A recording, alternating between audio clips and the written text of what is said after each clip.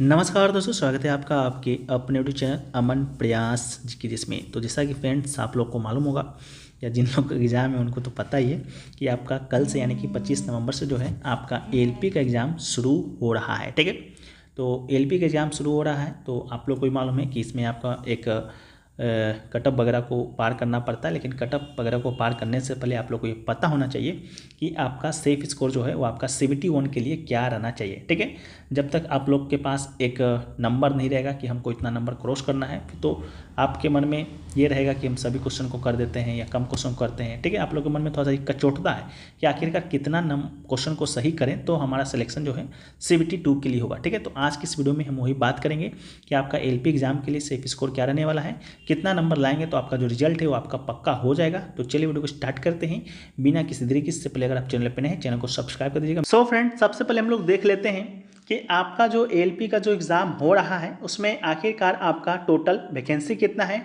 आपका CBT-1 में जो है आपका रिजल्ट कितना आएगा, इसके साथ ही टोटल फॉर्म फिल कितना हुआ था और आपका पर सीट कंपटीशन कितना है। ठीक है, तो टोटल वैकेंसी की बात करते हैं तो इस पर आपका जो है 18,799 है जो कि वैकेंसी आपका आया है।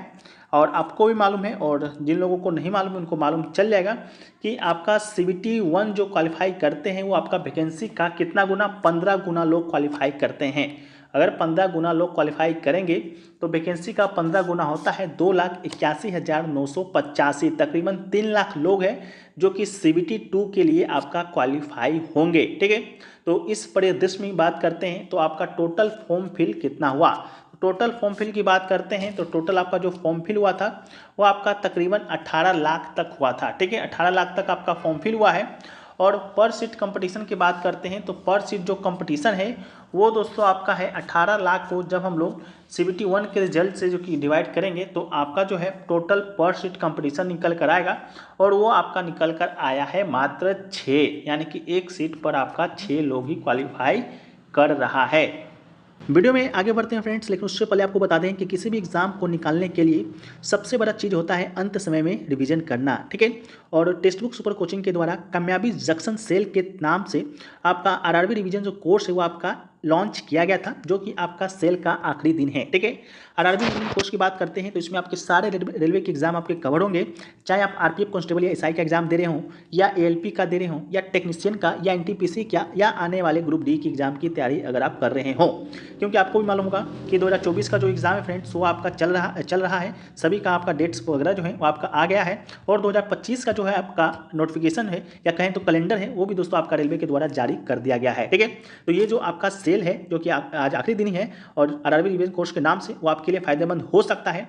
799 रुपीज़ इसका सेल का प्राइस रखा गया है, लेकिन अगर आप हमारा कूपन कोड APGSC को यूज करते हैं तो आपको और भी डिस्काउंट है जो कि आपको मिलेगा। इस कोर्स में आपको वीडियो तो मिलेंगे ही मिलेंगे, साथ में आपको टेस्ट सीरीज के साथ साथ आपको PYPs भी मिलेंगे और आपको रिवीजन करने के लिए PDF भी मिलेगा। ठीक है, तो जो भी लोग एग्जाम दे रहे हैं या अगले साल एग्जाम देना चाहते हैं उनके लिए कोर्स बहुत ही इंपॉर्टेंट है, आप लोग चेकआउट कर सकते हैं। लिंक डिस्क्रिप्शन में दिया गया है, कॉमेंट सेक्शन में भी पिन किया हुआ रहेगा। हम लोग चलिए वीडियो में आगे बढ़ते हैं। इसके बाद दोस्तों हम लोग देखते हैं आखिरकार इसका सिलेबस क्या है। सिलेबस तो तकरीबन आप लोग को मालूम ही होगा, लेकिन फिर भी जिन लोगों को मालूम नहीं है फर्स्ट बार फॉर्म वगैरह भर रहे हैं बस ये देखने के लिए कि हमारा जो लेवल है वो किस स्तर का है और वो आपका अगले साल के लिए प्रिपेयर कर रहे हैं। ठीक है, तो सिलेबस की बात करते हैं तो टोटल नंबर ऑफ जो क्वेश्चन आपको पूछा जाता है वो आपका 75 पूछा जाता है। टोटल मार्क्स भी आपका 75 यानी कि एक क्वेश्चन आपका 1 नंबर का रहता है। इसमें आपका नेगेटिव मार्किंग भी है जो कि आपका 1/3 है, यानी कि 3 क्वेश्चन अगर आप गलत करते हैं तो एक क्वेश्चन जो आपका सही होगा वो आपका खत्म हो जाएगा। टाइम की बात करते हैं तो 60 मिनट ही मिलता है, यानी कि 60 मिनट में आपको 75 क्वेश्चन मिलता है। एक क्वेश्चन करने के लिए 1 मिनट से भी कम समय आपको यहाँ पर दिया जाता है। मैथ्स की बात करते हैं तो मैथ्स से आपका 20 क्वेश्चन पूछा जाता है। रीजनिंग से बात करते हैं तो रीजनिंग से 25 क्वेश्चन पूछा जाता है। साइंस से बात करते हैं तो साइंस से दोस्तों आपका 20 क्वेश्चन और करंट अफेयर्स की बात करते हैं तो उससे दोस्तों आपका 10 क्वेश्चन है जो कि आपका पूछा जाता है। ठीक है, तो इस बात का आप ख्याल रखिएगा। इसके बाद अब हम लोग देख लेते हैं कि आखिरकार आपका सेफ स्कोर इस साल का क्या रहने वाला है। पिछले साल के डेटा के आधार पर ही हम लोग देखेंगे कि आपका इस साल का सेफ स्कोर कितना रहने वाला है। सेफ स्कोर कहें तो आपको ये हम लोग रॉ मार्क्स को देखेंगे, यानी कि अगर आप इतना नंबर अगर आप सही कर रहे हैं तो यानी कि सही कर रहे हैं तो आपको जो सिलेक्शन है इस बार CBT 1 में आपका हो जाएगा। एक मार्क्स की बात करते हैं तो एक आपका रो मार्क्स होता है, एक आपका नॉर्मलाइजेशन मार्क्स होता है, ठीक है। नॉर्मलाइज मार्क्स की बात करते हैं तो जब आपका एग्जाम मेनी शिफ्टों में होता है, यानी कि 3-4 शिफ्टों में या 2-3 शिफ्टों में कंडक्ट कराया जाता है, तो ये जो क्वेश्चन आपका नॉर्मलाइज मार्क्स निकल कर आता है, क्योंकि किसी शिफ्ट में आपका ईजी क्वेश्चन पूछा जाता है, किसी में हार्ड पूछा जाता है, किसी में मीडियम लेवल का पूछा जाता है, तो उन सभी को एक समान करने के लिए आपको मार्क्स का नॉर्मलाइज कर दिया जाता है। एक आपका रो मार्क्स होता है, रो मार्क्स जितना नंबर आप अटेम्प्ट करते हैं, जितना नंबर आप सही करते हैं, वो आपका रो मार्क्स होता है। तो हम लोग जो सेफ स्कोर जो देखेंगे वो आपका रो मार्क्स के ऊपर ही देखेंगे, यानी कि अगर आप 75 में से अगर आप इतना नंबर अपने अपने कैटेगरी में लाते हैं तो आपका जो इस बार का जो सिलेक्शन है वो दोस्तों आपका CBT 1 में हो जाएगा और CBT 2 के लिए आप प्रिपेयर कर पाएंगे, ठीक है। तो चलिए हम लोग देखते हैं कि आखिरकार आपका रॉ मार्क्स जो है कितना रहने वाला है, ठीक है। अपने अपने कैटेगरी में सब लोग देख लीजिएगा, ठीक है। यूआर कैटेगरी की बात करते हैं तो यूआर कैटेगरी में अगर आपका रॉ मार्क्स 45 से 50, ठीक है, यानी कि 45 से 50 नंबर अगर आप लाते हैं 75 क्वेश्चन में से 45 से 50 आपका काट छाट कर नेगेटिव वगैरह जो सही कर लेते हैं तो आपका इस बार सिलेक्शन जो है CBT 1 के लिए हो जाएगा, यानी CBT 2 के लिए हो जाएगा CBT 1 में। इसके अलावा OBC की बात करते हैं तो OBC में आपका 40 से 45 क्वेश्चन के बीच आपको सही करना होगा। EWS की बात करते हैं तो 35 से 40 क्वेश्चन जो है आपका सही करना होगा, ठीक है। वहीं पर SC की बात करते हैं तो SC में अगर आप 35 से 38 क्वेश्चन सही करते हैं तो आपका सिलेक्शन CBT 2 के लिए होगा।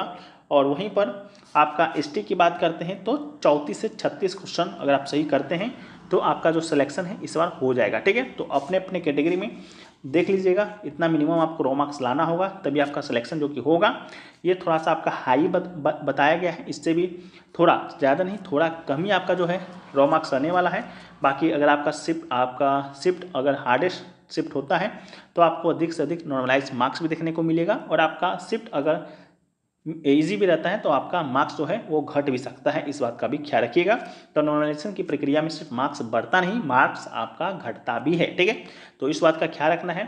बाकी जो भी लोग LP के एग्जाम देने जा रहे हैं उनको बहुत बहुत शुभकामनाएं हैं, और तुक्का उक्का से थोड़ा सा आप लोग बचिएगा। जो भी लोग यूट्यूब पर आप लोग वीडियो वगैरह देख रहे होंगे कैसे तुक्का लगाएं कैसे तुक्का नहीं लगाएं, तो तुक्का उस एग्जाम में लगाया जाता है जिस एग्जाम में आपका नेगेटिव मार्किंग वगैरह नहीं रहता है, ठीक है। इस एग्जाम में आपका नेगेटिव मार्किंग 1/3 है, जो कि अपने आप में ही एक ज़्यादा है, यानी कि 3 क्वेश्चन गलत करते हैं तो एक क्वेश्चन जो आप सही भी कर रहे होंगे वो आपका गलत हो जाएगा। तो तुक्का वगैरह से बचिएगा, ठीक है।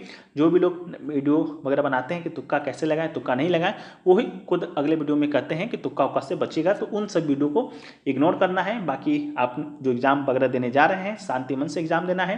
अगर आपका एग्ज़ाम कल फर्स्ट शिफ्ट में है 25 तारीख को, तो आप लोग से निवेदन है कि जो भी लोग एग्जाम देकर आएंगे वगैरह क्वेश्चन वगैरह जो आप बता सकते हैं तो आप लोग बता दीजिएगा हमारे टेलीग्राम चैनल पे या व्हाट्सअप नंबर पे, जहाँ भी आप लोग बताना चाहते हैं आप लोग बता दीजिएगा, ठीक है। बाकी सभी को बहुत बहुत शुभकामनाएं, आप लोग अच्छे से एग्ज़ाम दीजिए और अपने अपने जो भी एग्ज़ाम देना चाहते हैं LP का या RPF का या जो भी एग्ज़ाम दे रहे हो तो उसमें आप अपना सफलता हासिल करें, ठीक है। तो मिलते हैं नेक्स्ट वीडियो में, जब तक के लिए जय हिंद फ्रेंड्स, वंदे मातरम।